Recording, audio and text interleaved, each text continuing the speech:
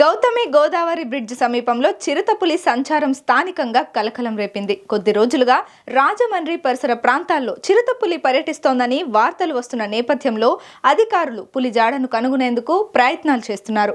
ఈ క్రమంలో పులి తమకు కనబడిందని స్థానికులు చెప్పడంతో అధికారులు అలర్ట్ అయ్యారు.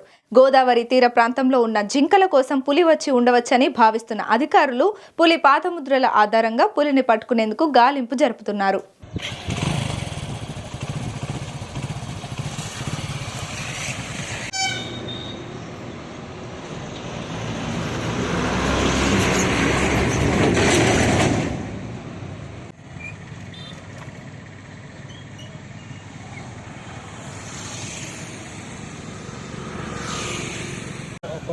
కాంటు మూడు కోతలు వేసిందని 3 సార్లు ఎక్కి దిగిందండి.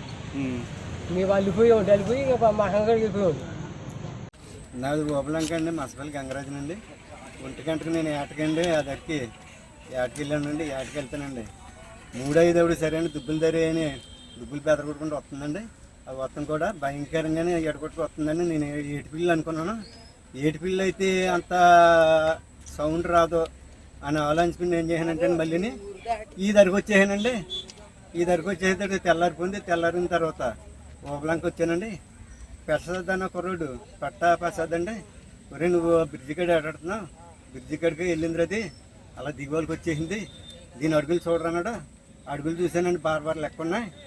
అయితే నేను అనుకున్నాను అయితే ఇది అవుతుంది, ఏటిపిల్లు అయితే కిచ్చిమని కూత వస్తుంది, దీని అలా కూత రాలేదు, గాంగారంగా ఏదంటే ఆగేసం కింద వచ్చింది అని నేను ఏం చేశానంటే తెల్లగట్లు వచ్చేసాను. ఇంటికి వచ్చేసిన తర్వాత నారాయణంక మా బావ అతనికి 5 గంటలకి ఉడ్డెక్కి మళ్ళీ ఉడ్డు దిగి 3 చుట్లు మళ్ళీ పైకి ఎక్కి 3 చుట్లు గాంగ్రీసి కేక ఆర్చిందంట.